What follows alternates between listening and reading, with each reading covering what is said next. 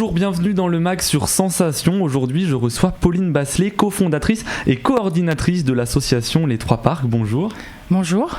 Les Trois Parcs, c'est une association spécialisée entre autres dans la médiation culturelle en santé publique. C'est une association qui existe depuis 2021 à Bernay. Son objectif est donc de favoriser l'art, la culture, mais aussi la santé publique sur le territoire.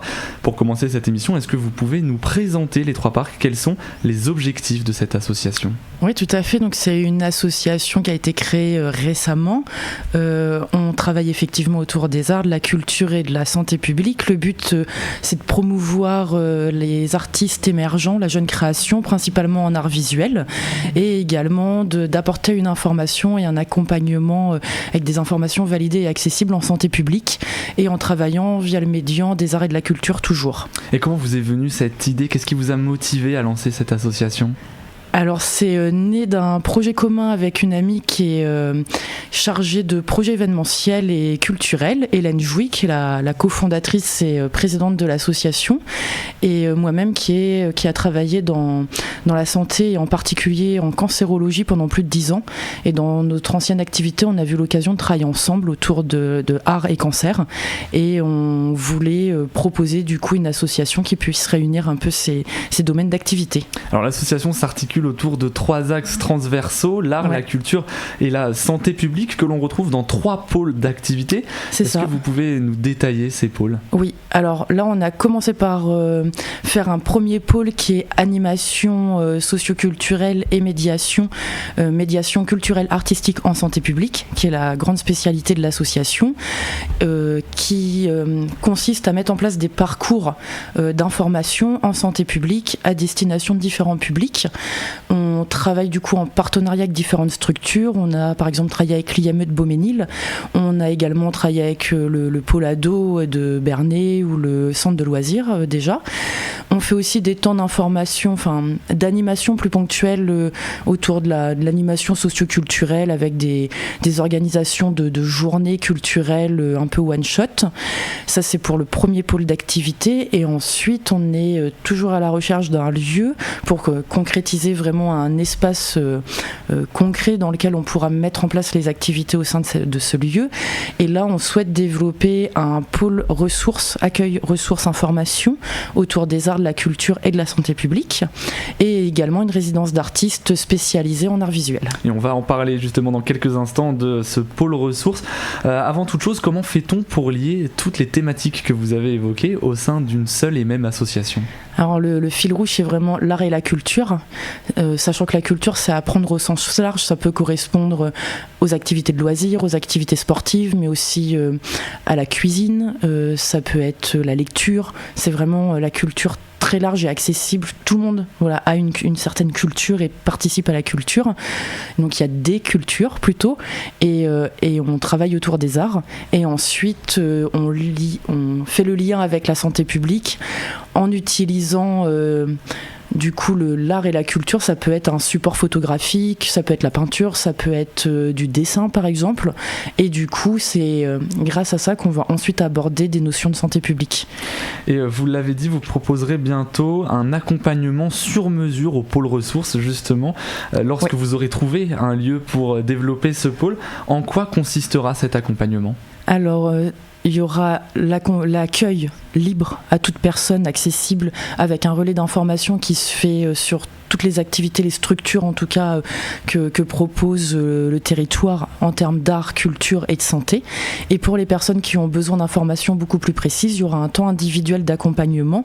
On ne se substitue pas aux soignants et au personnel médical, mais du coup ça leur permettra d'avoir accès à une information médicale au plus près de chez eux, avec une orientation vers des professionnels et des associations de soutien par exemple aux patients. Vous travaillez en lien avec d'autres structures du territoire, associatives, publiques, institutionnelles. L'un des objectifs de votre association, c'est donc de cultiver, le vivre et le faire ensemble. Pourquoi vous êtes installé à Bernay ? Pourquoi ce territoire en particulier ? Alors on a découvert Bernay un peu par hasard il y a plus de 3 ans. On avait déjà le projet de l'association qui était en construction.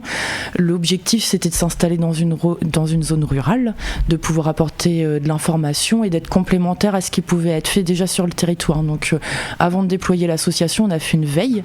On a remarqué qu'il y avait beaucoup de choses de proposées, un fort tissu associatif, qui avait également au sein de Bernay du coup la gare qui a un fort relais en termes de mobilité pour les personnes, et on s'est aperçu qu'il y avait un manque en termes d'informations en santé publique et d'informations validées. Et du coup, on était aussi complémentaires par l'aspect art. Il y avait des choses proposées en art vivant, un peu moins en art visuel, même s'il y a effectivement des associations qui proposent des ateliers dessin, par exemple, mais pas de résidence art visuel à proprement parler. Et du coup, on s'est dit autant tenter sur Bernay, et du coup, ça fait depuis 2021 qu'on est en place. Donc c'était un territoire avec beaucoup d'atouts finalement pour votre association. Complètement. Alors en ce moment et jusqu'au 29 septembre, votre association organise un cycle de 5 ateliers à destination de femmes pour les encourager à se réapproprier leur corps. Est-ce que vous pouvez nous en dire un peu plus sur les objectifs de ces ateliers ? Oui, donc c'est un parcours qui s'appelle Femmes icônes du quotidien. C'est un parcours de médiation artistique en santé publique. On travaille la santé publique dans le sens où on apporte des informations en termes de prévention générale, et on travaille aussi donc par rapport à l'image de soi, l'image du corps, pour pouvoir se sentir mieux et aussi apporter une meilleure confiance et une meilleure estime de soi pour les femmes, avec aussi un enjeu d'insertion et que ce soit insertion sociale ou professionnelle, tisser du lien social, c'est aussi l'importance. C'est un projet qu'on a présenté dans le cadre du contrat de ville, qui est un appel à projet avec l'intercommunalité de Bernay, et qui est soutenu également par l'Agence nationale de la cohésion des territoires.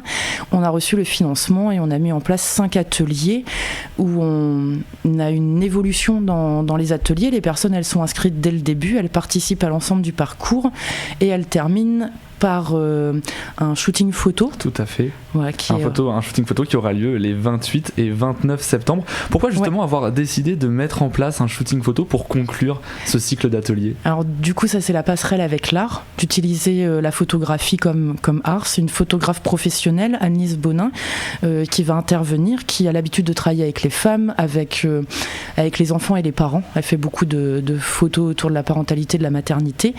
Elle a une approche professionnelle très douce, très à l'écoute, et l'idée c'était de valoriser tout le travail et l'engagement que les femmes elles vont faire durant ces différents ateliers grâce à un cliché photo réalisé par une professionnelle. On leur offre la photo. Ça va être une photo de membres qui représente du coup la partie de leur corps qui pour elle représente la féminité. Donc ça peut être très varié, ça peut être un poignet, ça peut être un cou, ça peut être une cheville, les cheveux. Et ensuite il y aura une exposition à Accès, parce que l'association, le centre Accès est notre partenaire. Donc on valorisera au sein d'Accès grâce à l'exposition. Et ensuite dans le quartier du Bourg-le-Comte, parce que c'est un projet, du coup le contrat de ville c'est aussi mettre en avant la population des quartiers prioritaires de la ville, les QPV, donc c'est aussi valoriser la place des femmes dans leur quartier. Et en parallèle vous organisez aussi une pièce de théâtre autour de la santé sexuelle pour les jeunes de 13 à 17 ans dans le cadre d'un parcours de médiation artistique avec le pôle ado Bernay. Est-ce que vous pouvez rapidement nous détailler ce parcours de médiation artistique ? Oui, alors là on utilise comme support, on a utilisé le mouvement, le corps en mouvement. Il y a eu 2 ateliers pratiques, donc cet atelier autour de la lenteur, l'immobilité et la mise en mouvement des corps avec 2 performeuses professionnelles. On a un atelier autour du dessin et de la pose modèle. C'est tout le travail de être statique, se faire regarder et regarder. Et en parallèle, on avait aussi des temps d'information en santé sexuelle pour les jeunes. Du coup, pour pouvoir rappeler les notions importantes de consentement, par exemple, et de travailler sur la déconstruction de certaines images et de stéréotypes qu'on peut avoir. Alors cette représentation théâtrale, c'est l'action finale du projet, vous venez de le dire, elle aura lieu le mercredi 7 juin à 14h et sera ouverte à tous les élèves de 4e, 3e et 2e. Très très rapidement, en quelques secondes pour finir cette émission, pourquoi avoir choisi de traiter cette thématique de la santé sexuelle ? C'est une thématique qui est importante, surtout quand on est jeune. C'est des fois un sujet qui peut être tabou. Ça fait partie de la santé en général. Et du coup, c'est de pouvoir apporter une information validée. Donc la troupe de théâtre qui s'appelle la compagnie Foutu Quart d'heure va venir représenter une pièce sur cette thématique-là, ouverte à tous les jeunes. Merci beaucoup Pauline Basselet. Pour en savoir plus sur cette représentation, on peut évidemment se rendre sur la page Facebook de l'association Les Trois Parcs. Merci d'avoir suivi cette émission. Vous pouvez la retrouver en podcast audio et vidéo sur notre site et notre application Radio Sensation.